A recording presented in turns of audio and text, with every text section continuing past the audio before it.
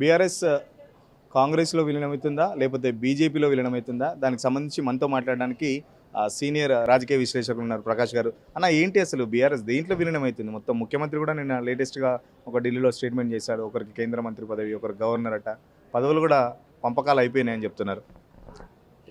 రేవంత్ రెడ్డి ఒక mind game ఆడుతున్నాడు.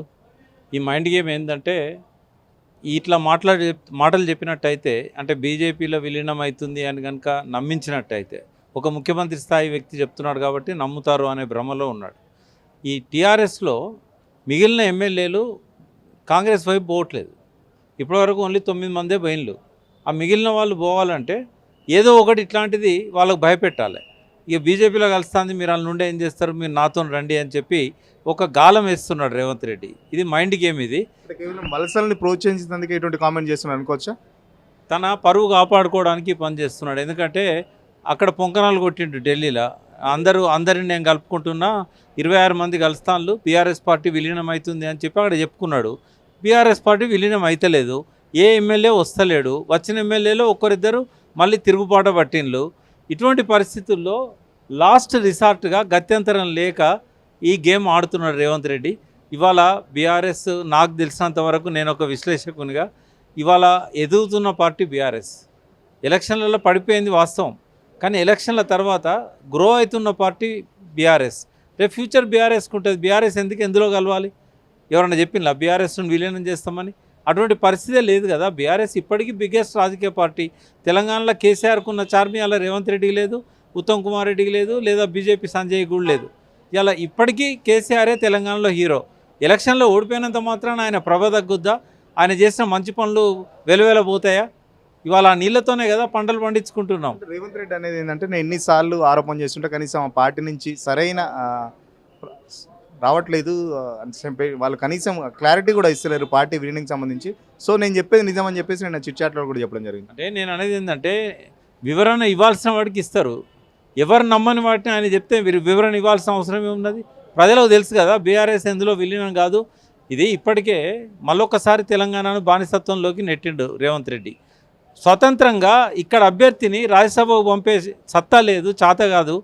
ఇప్పుడు ఇది ఎంత, మనం ఒకసారి బూరుగుల రామకృష్ణారావు గారు ఉన్నప్పుడే మనకు మంచిగా ఉండే, సమైక్య రాష్ట్రంతో మళ్ళీ తీసుకుపోయి మన వాళ్ళని అందరినీ బానిసలు చేసిండ్రు, మన రాజకీయ నాయకులంతా గులాములు అయిపోయిన్లు. మళ్ళీ పెనంలో నుంచి పోయిన పడ్డట్టుగా మధ్యలో ఏదో కొంతకాలం తెలంగాణ స్వతంత్ర పార్టీ ఉంది, తెలంగాణకు స్వయం నిర్ణయాలు తీసుకునే స్వయం పాలనను అందించే ఒక పార్టీ ఉంది అని అనుకుంటే మళ్ళీ తీసుకుపోయి కాంగ్రెస్ పెత్తనం ఇచ్చారు ప్రజలు. ఇవాళ మళ్ళీ రేవంత్ రెడ్డి ఏం చేస్తున్నాడు? ప్రతిదానికి ఢిల్లీకి గులాంలాగా ఆలోచిస్తున్నాడు. ఇవాళ అభిషేక్ సింఘ్ని తెచ్చిపెట్టిండంటే తెలంగాణ ప్రజలు ఏం నష్టపోయినలో తెలంగాణ ప్రజలకు అర్థం కావడం లేదా? ఇక ఉన్న ఒక్క పార్టీని కూడా నాశనం చేసుకుంటారు తెలంగాణ ప్రజలు. ఆ పార్టీ కూడా అట్లా ఎందుకు పోతుంది? ఇది తెలంగాణ ప్రజల ఆస్తి. ఇది టీఆర్ఎస్ అనేది తెలంగాణ ప్రజల ఆస్తి, స్వయం పాలన కోసం ఏర్పడ్డది, తెలంగాణను సాధించిన పార్టీ. ఈ పార్టీకి ఉన్న ప్రజాదరణ కానీ విలువ కానీ ఎలక్షన్లతో చూడకూడదు.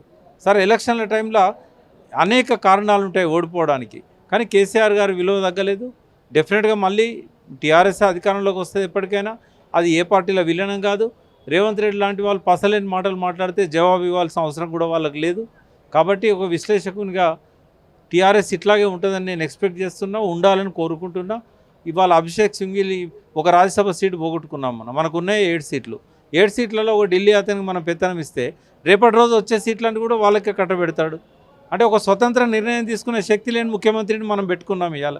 అటువంటి పార్టీకి మళ్ళీ అధికారాన్ని ఇచ్చాం. సమైక్య రాష్ట్రంలో నాశనం ఏం చాలదా? మళ్ళీ నాశనం కావాలనా? ప్రధానంగా ముఖ్యమంత్రి ఆరోపణ చేసిందంటే కేవలం కవిత బెయిల్ కోసం పార్టీని మొత్తం ఆ మోడీ చేతిలో పెడుతున్నారు, మోడీకి సంబంధించి అని చెప్పేసి. కవిత బెయిల్కి సంబంధించి అటువంటి అట్మాస్ఫియర్ ఏమైనా కనబడుతుందా? అట్లా చేయదలుచుకుంటే కవిత అరెస్టే కాదు కదా. అట్లా చేయదలుచుకుంటే కవితను అరెస్ట్ కాకుండానే అప్పుడు కాపాడుకునేటోళ్ళు కదా. పోనీ అరెస్ట్ అయినాక ఇన్ని నెలలు ఎందుకు ఓపిక పట్టాలి? అరెస్ట్ అయినాక వెంటనే కలిపిస్తే పార్లమెంట్లో కలిసి పోటీ చేసేవాళ్ళు కదా. ఇవన్నీ పిచ్చి మాటలు, ఎవరు నమ్మాల్సిన అవసరం లేదు. కవితకు బెయిల్ రాకుండా ఏ దేవుడు ఆపలేడు, ఏ నాయకుడు ఆపలేడు. ఎందుకంటే ఆమె మీద ఏ ఆరోపణ కూడా నిర్ధారణ కాలేదు. ఛార్జ్షీట్ కూడా వేశారు. మనీష్ సిసోడియాకి ఎవరిచ్చిన బెయిల్? అరవింద్ కేజ్రీవాల్ ఏమన్నా ఆపును బీజేపీలో కలిపితే ఇచ్చిందా? సంవత్సరంన్నర నుంచి ఉన్న అతనికే బెయిల్ దొరకంగా ఇవాళ ఒక మహిళ ఆయన మీద నన్ను ఆరోపణలు ఉన్నాయి, పాలసీని చేంజ్ చేసిండని. ఈమె మీద ఏ ఆరోపణలు ఉన్నాయి, ఏం నిర్ధారణ అయింది, ఏం దొరికినాయి రెడ్ హ్యాండెడ్గా? కాబట్టి ఇవన్నీ గాలి మాటలు, వట్టి మాటలు ఎవరు నమ్మొద్దని నేను కోరుతున్నాను. మరోపక్కన కేంద్ర మంత్రి బండి సంజయ్ కూడా బీఆర్ఎస్ కాంగ్రెస్లోకి విలీనవుతుంది. ముఖ్యమంత్రి ఒక మాట, బీజేపీ ఒక మాట. ఎందుకు రెండు నేషనల్ పార్టీలు బీఆర్ఎస్ని ఏమైనా టార్గెట్ చేసినాయి అనుకోవచ్చా? ఇవన్నీ ఏంటంటే వాళ్ళు గాలం వేస్తున్నారు, ఎమ్మెల్యేలకు వీళ్ళు గాలం వేస్తున్నారు. ఈ బీఆర్ఎస్ ఉనికే ఉండదని చెప్తే నమ్మేటోళ్ళు ఏమన్నా ఉంటే అటో ఇటో ఫిజిల్ అవుట్ అవుతారు కదా. వాళ్ళ కోసం గాలాలు వేసుకొని కూర్చున్నారు, సంజయ్ ఓ దిక్కు, రేవంత్ రెడ్డి ఓ దిక్కు. బట్ చేపలు కాదు కదా వాళ్ళు, మెచ్యూర్డ్ పొలిటీషియన్స్. వాళ్ళు ఎందుకు పోతారు? బట్టి భ్రమలు కాకపోతే ఎవరి పార్టీని వాళ్ళు డెవలప్ చేసుకోవాలి, కానీ ఇంకొక పార్టీ గురించి ఆశతో చూడడం అనేది కరెక్ట్ కాదు. ఈ పిచ్చి మాటలు మానుకోవాలి. ఫైనల్గా బీఆర్ఎస్ నుంచి వలసలు ఆగిపోయినాయి అనుకోవచ్చా, లేకపోతే కాంగ్రెస్ కానీ బీజేపీ కానీ? నేను అట్లా ఆగిపోయినాయా ఉంటాయా అనేది నేను చెప్పలేను, ఎందుకంటే పార్టీకి నాకేం సంబంధం లేదు. నేను ఒక అనలిస్ట్గానే ఉంటున్నా. దో ఈ పార్టీకి నేను ఫౌండర్ అయినా కూడా చాలా కాలం నుంచి నేను పార్టీలో బాధ్యతల్లో లేను. అంటే ఎవరిష్టం వాళ్ళది.